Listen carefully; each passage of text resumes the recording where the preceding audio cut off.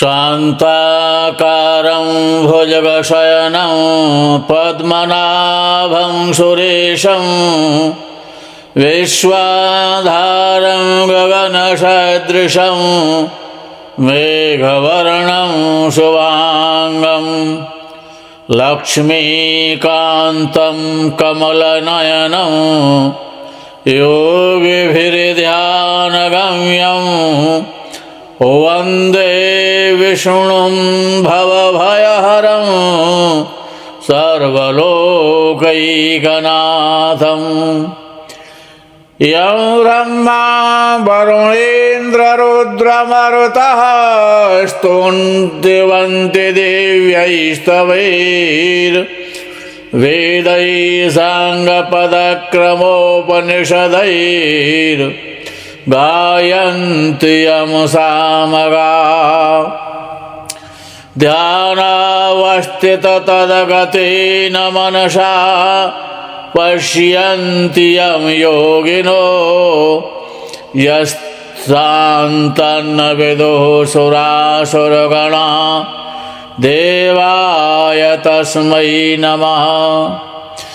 लंबोदरं परमसुन्दरमेकदन्तं रक्ताम्बरं त्रिनयनं परमं पवित्रम् उद्याद्दिवाकरकरोज्ज्वलकायकान्तं विघ्नेश्वरं सकलविघ्नहरं नमामि।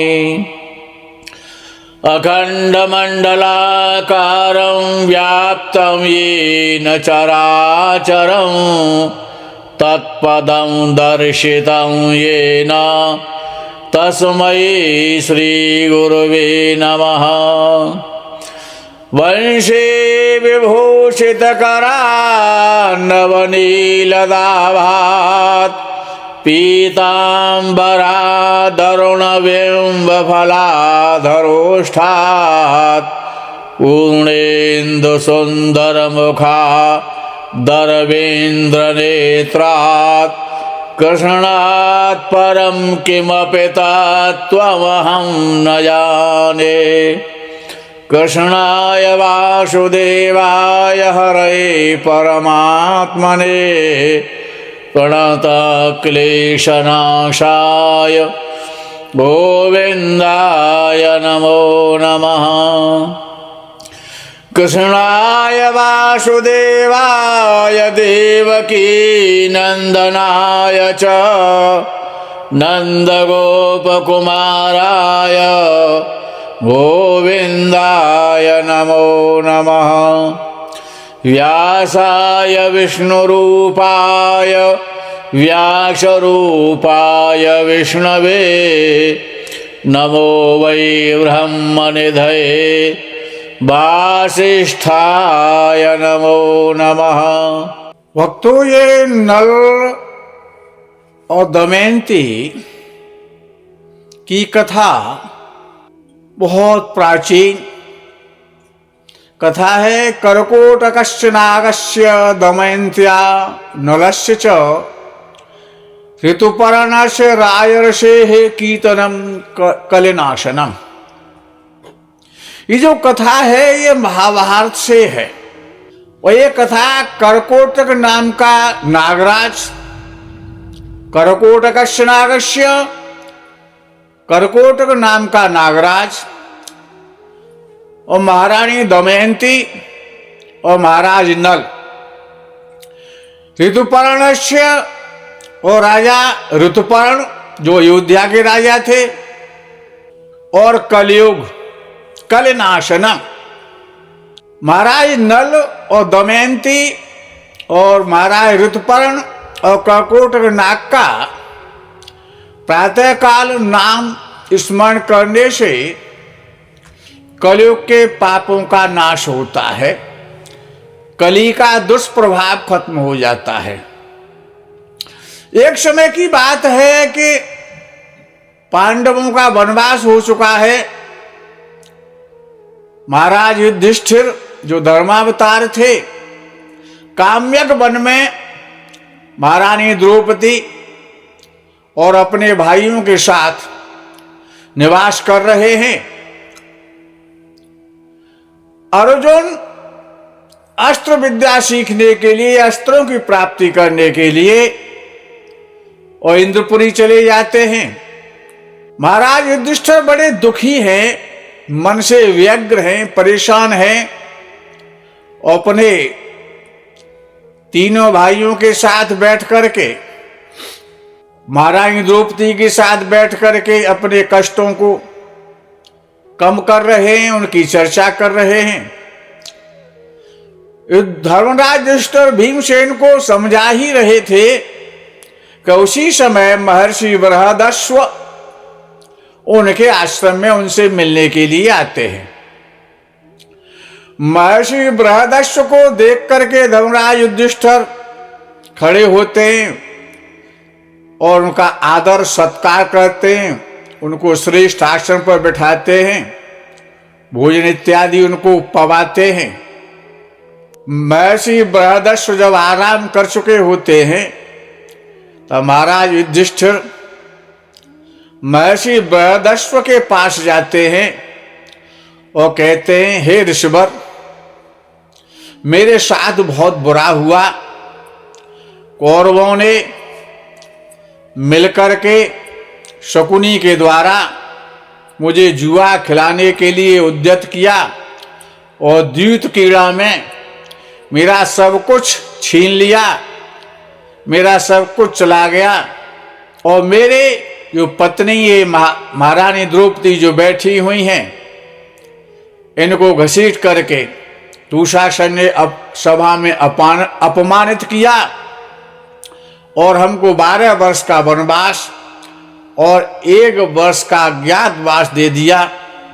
महर्षि जिसका राजपाट चला गया हो, जिसकी पत्नी का अपमान हुआ हो, जो जंगलों में वास कर रहा हो, ऐसा भाग्यहीन राजा, ऐसा दुखी और पीड़ित आत्मा संसार में क्या मेरे जैसा कोई और भी है क्या? महर्षि बृहदश्व ने कहा कि राजन, आपका यह कहना ठीक नहीं है कि संसार में आप अकेले दुखी हैं। ऐसा नहीं है, आपसे पहले भी बहुत चरित्रवान, सत्यव्रती और बड़े बड़े राजा और जिन्होंने की पीड़ा को, दुख को, कष्टों को भोगा है, उनमें से एक राजा नल हुए हैं। यदि आप नल और दमयंती का यदि आप वृतांत सुनना चाहते हैं तो महाराज युधिष्ठिर, आप मुझसे आग्रह करें तो मैं नल और दमयंती का और वृतांत, जो सच्चा वृतांत है, जो महाराज त्रेता युग में पैदा हुए थे, नल, उनका मैं वृतांत आपको सुनाता हूं। युधिष्ठिर ने हाथ जोड़ के प्रार्थना की कि हे महर्षि, मैं राजा नल और दमयंती के वृतांत को अवश्य सुनना चाहता हूं कि उन्होंने क्या कष्ट भोगा था। वक्त तो ये राजा नल त्रेता युग में और निषिद्ध देश जो मध्य प्रदेश के अंतर्गत आता था, जो मध्य प्रदेश में ग्वालियर के पास में जो शिवपुरी जिला है आज के समय में, उसमें नरवर नाम का स्थान आज भी उपस्थित है। ये महाराज नल नरवर गढ़ के राजा थे। महाराज नल का आज भी शिवपुरी जनपद में नरवर में बहुत प्राचीन किला बना हुआ है। बृहदश्व ऋषि सुनाते हैं कि हे धर्मराज युधिष्ठिर, वीरसेन नाम के एक राजा हुए हैं नरवरगढ़ में और उनके नल नाम के एक पुत्र था। वो पुत्र बड़ा गुणवान था, बड़ा धार्मिक था। उस नल की शिक्षा महाराज वीरसेन ने गुरुकुल में करवाई थी। नल ने चारों वेदों का स्वाध्याय किया था, सारे इतिहास पुराणों का उन्होंने श्रवण किया था गुरुमुख से। नल बड़े सदाचारी थे, बड़े विद्वान थे, विद्वानों का और संतों का हमेशा सम्मान करते थे, अपने पिता की आज्ञा का पालन करते थे, बड़े सुंदर थे, समस्त विद्याएं सगुण संपन्न और बड़े पराक्रमी थे नल। उन्होंने दमन ऋषि को प्रसन्न करके, दमन नाम के ऋषि थे, उनको प्रसन्न करके वरदान में 4 संतान प्राप्त की थी। उनके 3 पुत्र और 1 कन्या थी। 3 पास में ही एक राज्य हुआ करता था विदर्भ। विदर्भ के राजा भीम थे। भीम ने दमन ऋषि को प्रसन्न किया था और दमन ऋषि ने उनको कन्या और पुत्र होने का वरदान दिया था। राजा भीम के 3 पुत्र थे। उनका नाम था दम, दांत और दमन, और उनकी एक कन्या थी राजा भीम की, उसका नाम था दमयंती। दमयंती लक्ष्मी के समान रूपवती थी। उसके बड़े सुंदर नेत्र थे। देवताओं में और यक्षों में ऐसी सुंदरी कन्या उस समय कोई नहीं थी जो कि दमयंती का सामना कर सके, उसकी बराबरी कर सके। उन दिनों कितने ही लोग व्यापारी विदर्भ देश से निषद देश में जाते थे और दमयंती नाम की कन्या की राजा नल से बड़ी प्रशंसा करते थे, उसके गुण की, उसकी सुंदरता की, उसके रूप की, उसके शील की, और राजा नल की प्रशंसा करते थे। और जब वापस अपने देश में आते थे, वहां आकर के और महाराज नल की प्रशंसा करते थे, उनके गुणों का बखान किया करते थे।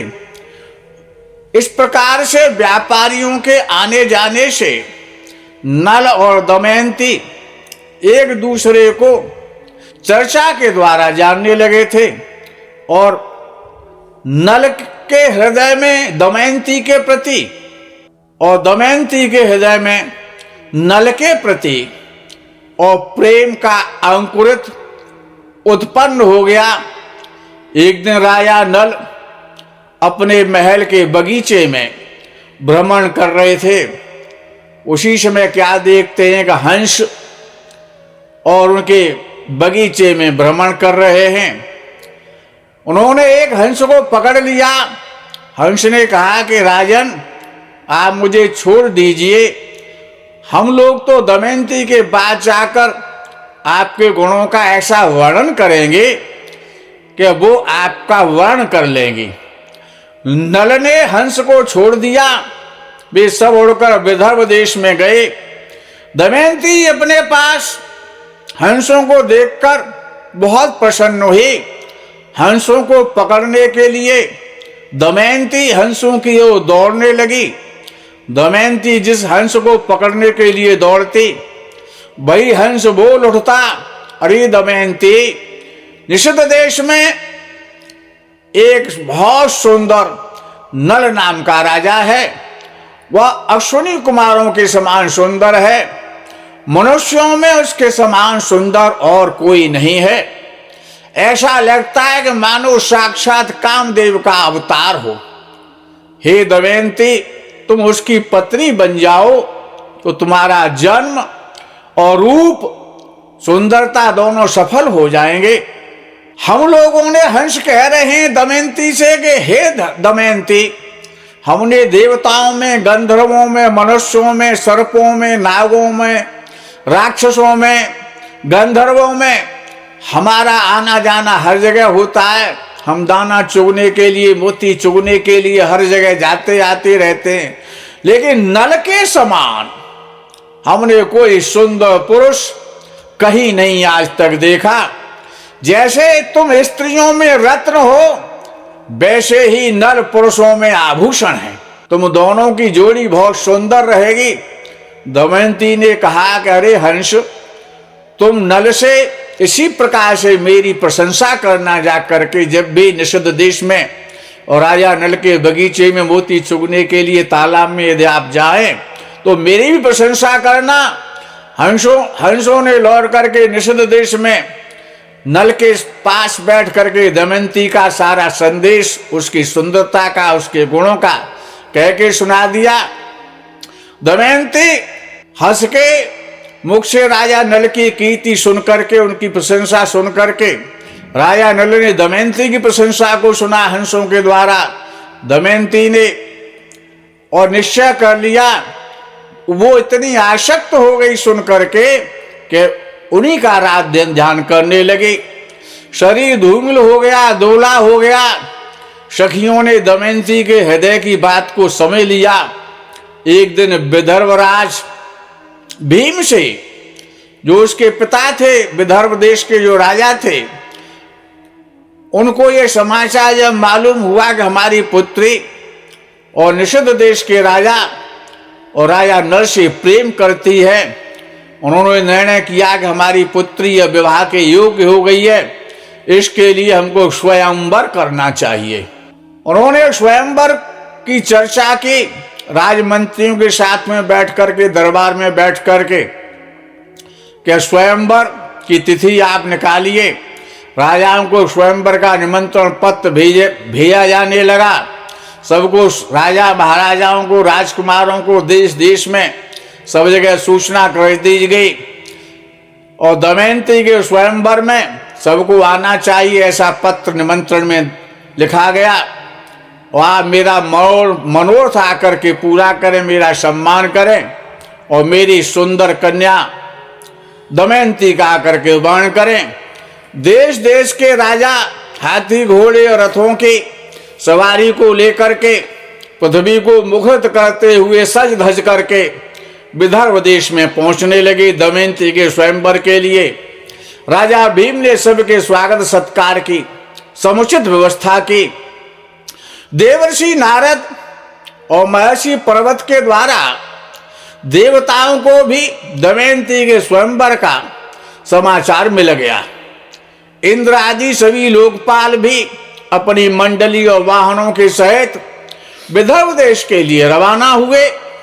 राजा नल का चित्त पहले से दमयंती पर आसक्त हो चुका था हंसों के द्वारा सुन करके। उन्होंने भी दमयंती के स्वयंवर में सम्मिलित होने के लिए विदर्भ देश की यात्रा की। देवताओं ने स्वर्ग से उतरते समय देख लिया कि कामदेव के समान सुंदर नल दमयंती के स्वयंवर के लिए जा रहे हैं। नल की आभा सूर्य के समान और लोकोत्तर रूप संपत्ति से देवता भी चकित हो गए। उन्होंने पहचान लिया देवताओं ने कि यही राजा नल है। उन्होंने अपने विमानों को आकाश में खड़ा कर दिया। देवताओं ने नीचे उतर करके नल से कहा, अरे नल, आप बड़े सत्यव्रती हैं, सत्य का पालन करने वाले हैं, आप अपनी वाणी के धनी हैं, आप हम लोगों की सहायता कीजिए और हमारे दूत बन जाइए। नल ने प्रतिज्ञा की कि आप जो कहेंगे मैं वो करूंगा, मैं आपका दूत बनने के लिए तैयार हूं, ऐसा वचन और देवताओं को दे दिया।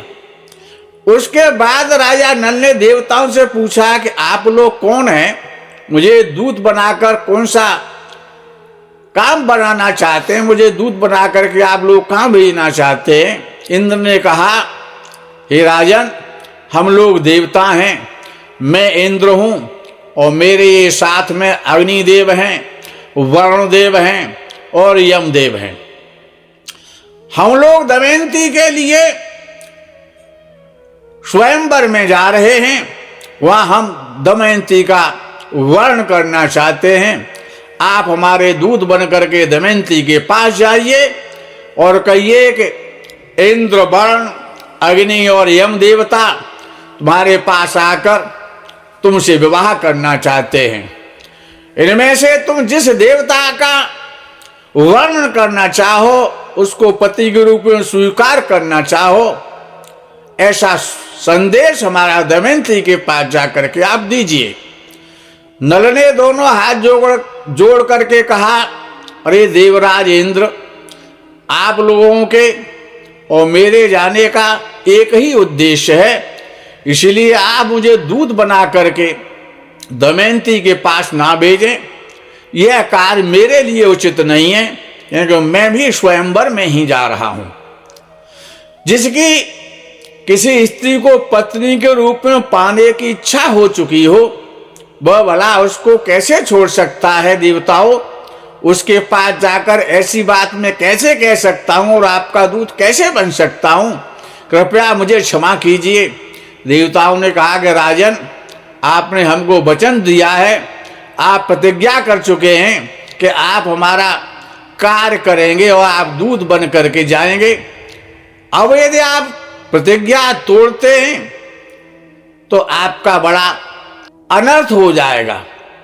राजा नल ने कहा कि राजमहल में निरंतर बड़ा कड़ा पहरा रहता है, मैं कैसे राजमहल में जाऊंगा? इंद्र ने कहा, हम तुमको ऐसी शक्ति देंगे कि तुमको कोई भी नहीं देख सकेगा, तुम सबको देख लोगे। इंद्र की आज्ञा से नल ने दूत बन करके राजमहल में प्रवेश किया और दमयंती और सखियां भी उसे देख करके राजा नल को अवाक रह गईं। राजा नल के अनुपम सौंदर्य को देख करके सखियां और दमयंती मोहित हो गईं। लज्जित होकर कुछ बोल ना सकी। दमयंती ने अपने को संभाला और राजा नल से कहा कि वीरवर, देखने में बड़े सुंदर और निर्दोष जान पड़ते हो, पहले अपना परिचय बताओ कि आप कौन हैं, किस उद्देश्य से यहाँ पर आए हैं? यहाँ आते समय आपको द्वारपालों ने देखा क्यों नहीं था? उनसे तनिक भी चूक हो जाने पर मेरे पिता उनको बड़ा कड़ा दंड देंगे। नल ने कहा कि हे कल्याणी, मैं निषद देश का राजा नल हूं, लोकपालों का दूत बन करके तुम्हारे पास आया हूं। हे सुंदरी, इंद्रदेव, अग्निदेव, वरुणदेव और यमदेव, ये चारों देवता तुम्हारे साथ विवाह करना चाहते हैं। तुम इनमें से किसी एक देवता को अपने पति के रूप में वर्ण कर सकती हो, यही संदेश लेकर के मैं तुम्हारे पास आया हूं।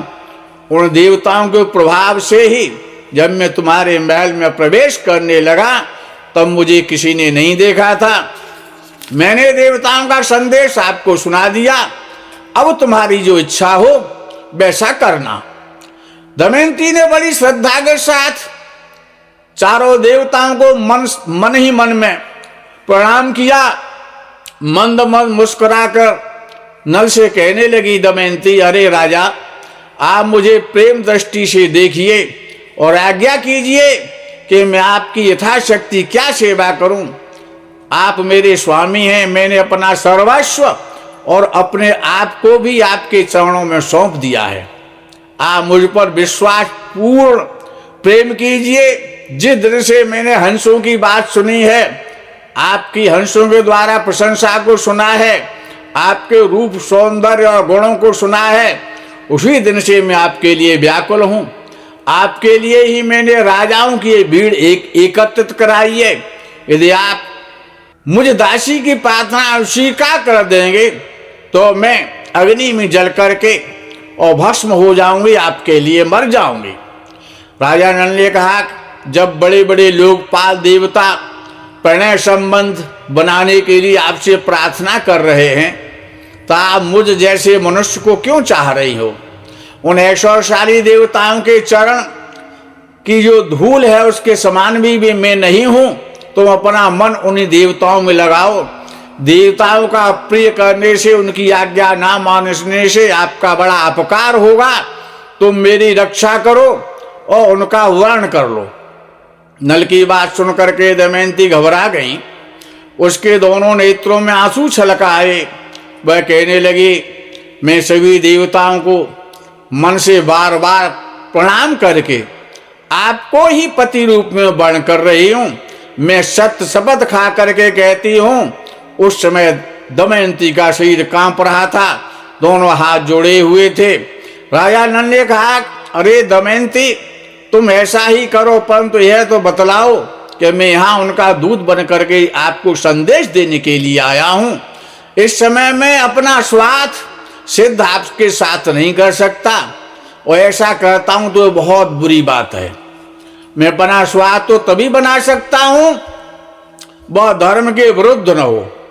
तुम्हें भी ऐसा ही करना चाहिए। दमयंती ने गदगद कंठ से कहा कि हे नरेश्वर, हे राजन, इसके लिए एक निर्दोष उपाय है, उसके अनुसार आप काम करने पर आपको कोई दोष नहीं लगेगा। वो उपाय यह है कि आप लोकपालों के साथ स्वयंवर मंडप में आए, मैं उनके ही सामने आपका वर्ण कर लूंगी।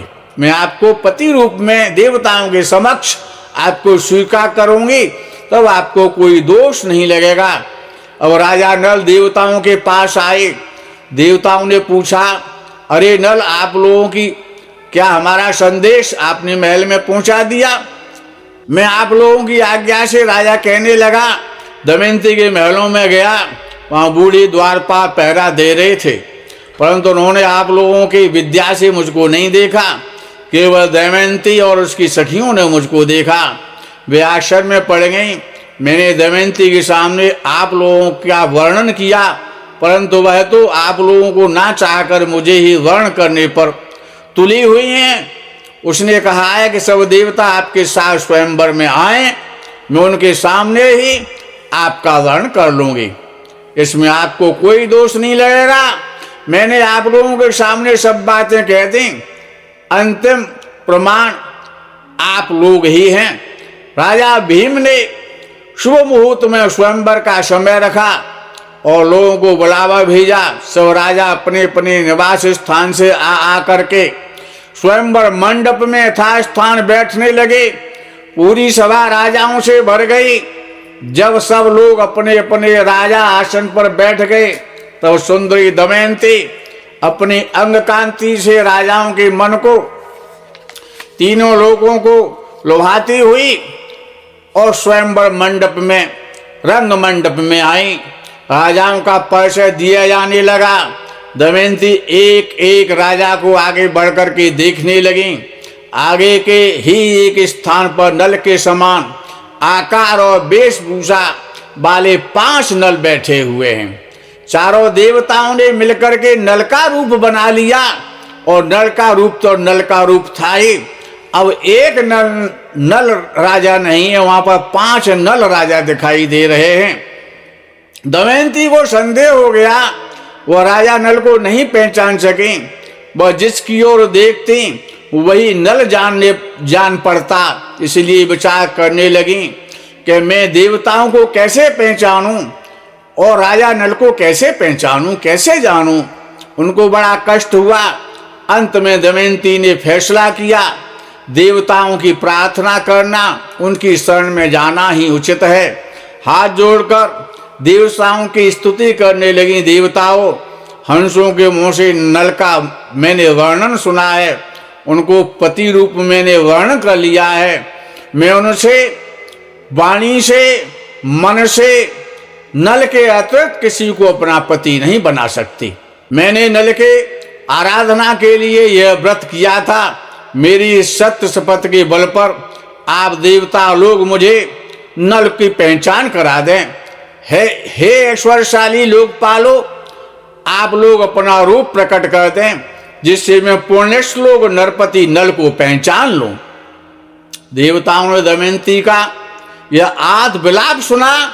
उसके दृढ़ निश्चय, सच्चे प्रेम, आत्मशुद्धि, बुद्धि, भक्ति और नल परायणता को देखकर उन्होंने उसे ऐसी शक्ति दे दी जिससे वह देवता और मनुष्य का भेद समझ सके। दमयंती ने देखा देवताओं की कृपा से कि देवताओं के शरीर पर पसीना नहीं आता है, पलकें देवताओं की नहीं गिरती हैं, उनके गले में पड़ी हुई पुष्पों की माला कुमलाती नहीं है, उनके शरीर पर मैल नहीं होता है। वे सिंहासन पर स्थित हैं, पर उनके पैर धरती को नहीं छूते हैं, उनकी परछाई नहीं होती है। इधर नल के शरीर की छाया जमीन पर पड़ रही है, माला कुमलाई हुई है, शरीर पर कुछ धूल और पसीना भी है, पलकें नल की बराबर गिर रही हैं और धरती छूकर पैर स्थित हैं। दमयंती ने इन लक्षणों से देवताओं और पुण्यश्लोक नल को पहचान लिया। फिर धर्म के अनुसार नल का वर्ण कर लिया। दमयंती ने राजा नल के गले में वरमाला डाल दी। देवता और महर्षि साधु साधु कहने लगे। राजाओं में हाहाकार मच गया। राजा नल ने आनंदातिरेक से दमयंती का अभिनंदन किया। हे कल्याणी, तुमने देवताओं के सामने रहने पर भी उन्हें वर्ण ना करके मेरा वर्ण किया है, इसीलिए तुम मुझको प्रेम परायण पति समझना। मैं तुम्हारी बात मानूंगा। जब तक मेरे शरीर में प्राण रहेंगे तब तक मैं आपसे प्रेम करूंगा और आपकी रक्षा करूंगा। यह मैं तुमसे शपथ पूर्वक वचन देता हूं। राधे राधे, श्री राधे। प्रसंग बहुत बड़ा हो जाएगा। दूसरे पार्ट में राजा नल और दमयंती की कथा आपको सुनाई जाएगी। बड़ा श्रेष्ठ कथा है। इसका दूसरे पार्ट में आप लोग श्रवण करें।